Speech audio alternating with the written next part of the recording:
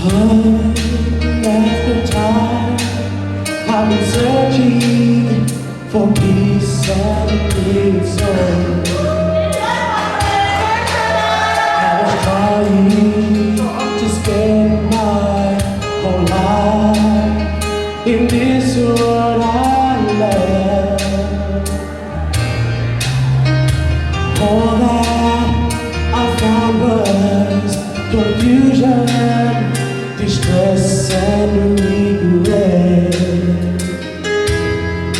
till the moment I came into contact with Jesus, my Lord.